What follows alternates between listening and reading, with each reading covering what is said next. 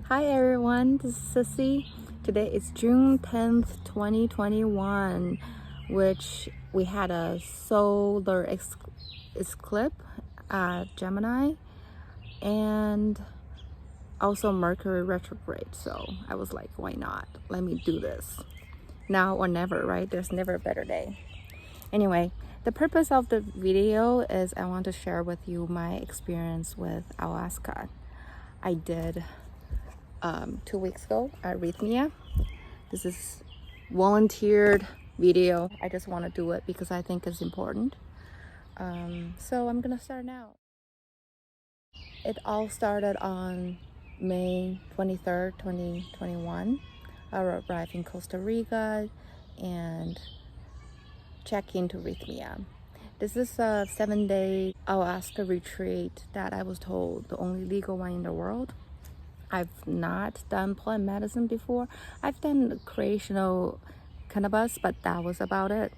So I wanted to find somewhere safe. Check in. They gave us this notebook, and with the schedule of the whole week, it was really packed. So this place not only have the plant medicine ceremony, it also have yoga every morning, breath work, meditation, which are all very important to the integration process with the plant medicine, and also a class called Answer is You, which was designed by Michael Beckwith and taught by a beautiful lady named Kimberly. I will talk about her more and this class more later, but today this video is more about my first experience with Ayahuasca.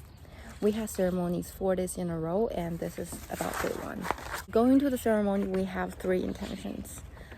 The first one is show me who I have become. The second one was merge me back with my soul at all cost. And the last one was heal my heart.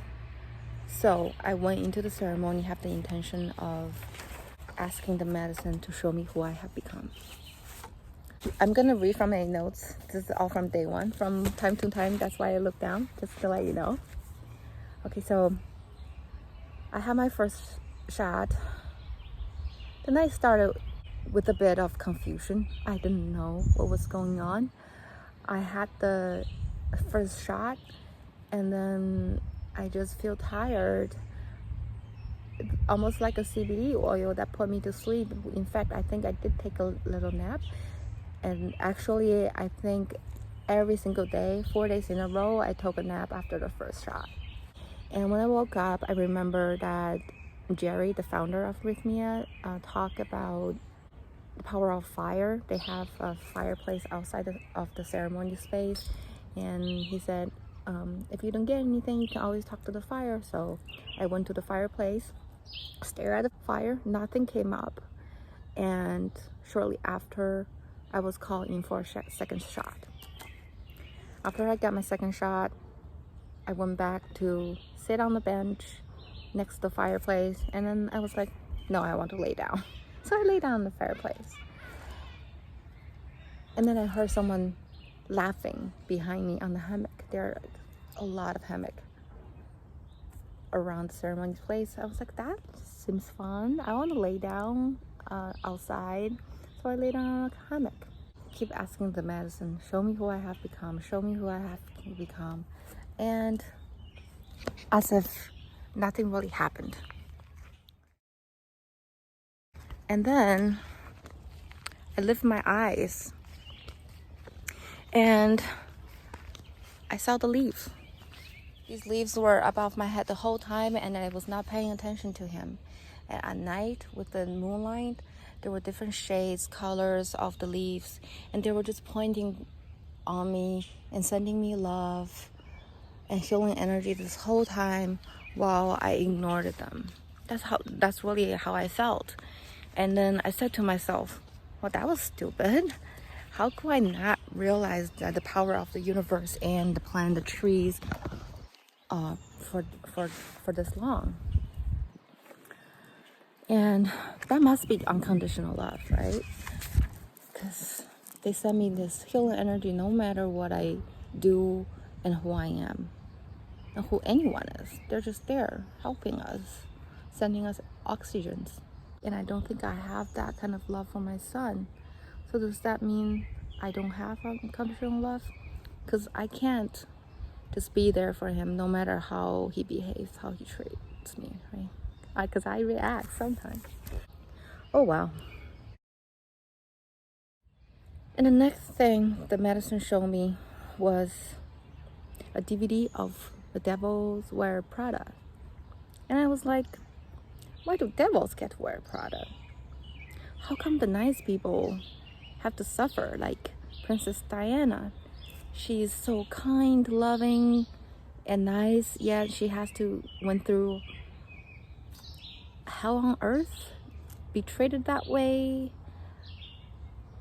and experience that kind of marriage and death. That's really unfair. But then I realized, hold on, that's just one movie. Nobody says everybody who wear products are devil. And then I just see myself wearing a pair of Prada, but it looked more like a pair of Louboutin, Christian Louboutin, and they're narrow, they're uncomfortable. I was like, why do I even wear it? I'd rather be barefoot, you know? And about Diana, that's just how the media portray her. She is an earth angel. That's who she is to me, and that's it. I don't need to watch what the media or society say or think of a certain thing. I form my own opinion. And then the next thought popped in my head was, I have been living in a lie, and I'm stupid. I cried so loud on my bed, and I felt this false protective shield of me was peeling away layer by layer, as if something in me is coming out. And just then, Lindsay came and called me back to the ceremony room. Lindsay is one of the wonderful helper at Rythmia during the ceremony. So it was time for the third cup. Immediately after I drank the third cup, I had to run to my bed and purge. That was the first time I purged of the night. And initial taste was tomato. And yeah, I ate a lot of tomato that day. And then as I purged more, it was a strong taste of cheese. And I was surprised because I have not eaten cheese for almost a week. Why is it still in my stomach? And then this message popped in my head that I'm running a cheesecake factory in my stomach while I want to eat more cheesecake. That's insanity.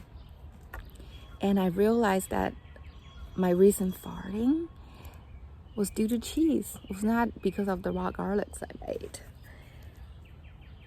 I saw an image of me becoming a baby cow sucking on a mommy cow's tit with my head, this face. It was gross and silly, and I was like, no more dairy. But then the medicine keeps showing me a great piece of cheese fermenting in my stomach. Eventually I have to yell, stop it, I got it, I won't eat dairy anymore. The next thing show up for me was my experience growing up, that I felt abandoned. I felt lonely at night at home. I'm talking about when I was 4 or 5 years old. I was left at home by myself because my parents had to work, and I was sent off to boarding school when I was 8 years old. And all this transition in my life, you know, I grew up in China. I came to the US for college. I lived in 3 cities, three states, while I was in US in the span of 10 years, and then moved to France, had my son in Paris, moved to Singapore, worked in China, moved back to the US. All this transition in my life, I felt lonely and scared. And at that moment, my body was shaking. It was shaking. And I realized that it was my inner self. It was my Pisces moon. I'm throwing some astrology here. The inner self that's super sensitive, empath, that can feel everything around me and have very deep feeling. I realized that throughout life, I felt not belong, lonely. I was scared. And that was Also, actually, a reason of I grind my teeth every night. I wear a night guard when I sleep because it's just doing so much damage to my teeth. It was because I was surprising myself, surprising my feelings during the day, and I had to do that to myself at night to let it out. As I had all these thoughts, I know that my body was shaking. I know that I was grinding my teeth. I just let it be. For a long time, I was actually embodying it because I felt her. I felt my inner self. I felt my moon. She's really scared, and she is a part of me. And then I realized that my action of taking my son travel around the world with me and all the crazy things I signed him up for, all these things that I made him do was my way of loving him because I didn't know any other way, because that was how I was brought up. I only get to spend time with my parents on the weekends and on holidays, and 10 out of 10 holidays we're traveling, going to places, because that's how my mom likes it. It was scary, like, wow,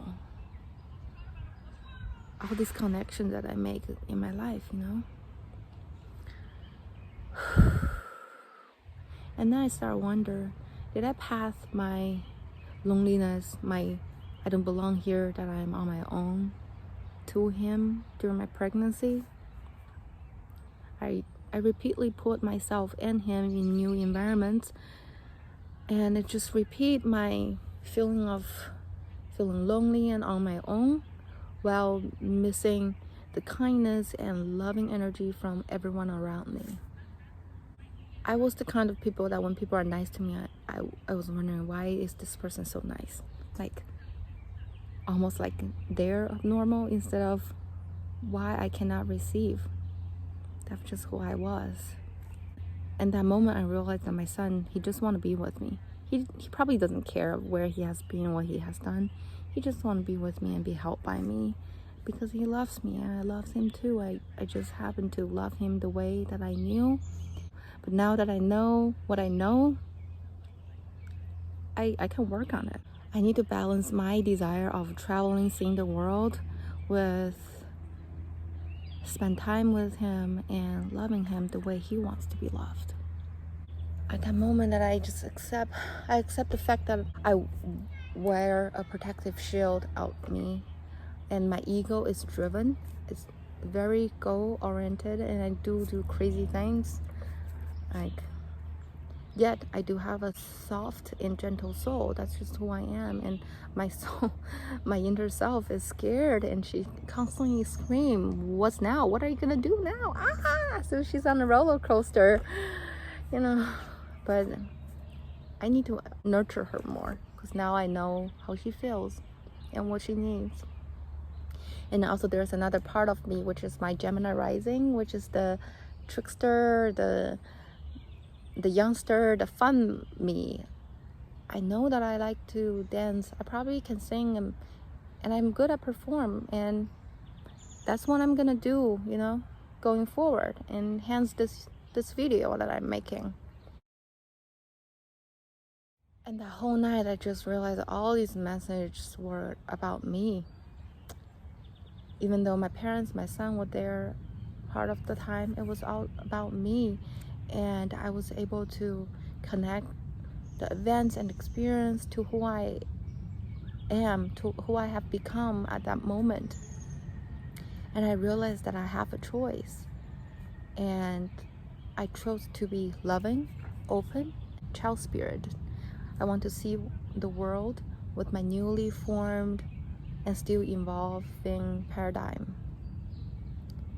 By the end of the night, I felt really tired and relieved. I cried so much. I could not get up my bed and walk to the center of the ceremony when the ceremony was over and everyone was sharing. I think it probably was about 2 a.m. It wasn't because I was sleepy. I was just as if I was drunk. Like, I couldn't walk. I lay down on the floor with my pillow, far away from the center of the room, listened to everyone, cheering for them, happy, sad, a lot of emotion, but I could not move. It was funny. And here I wrote that I see why people told us that we are so brave before the ceremony, because meeting your soul is brave.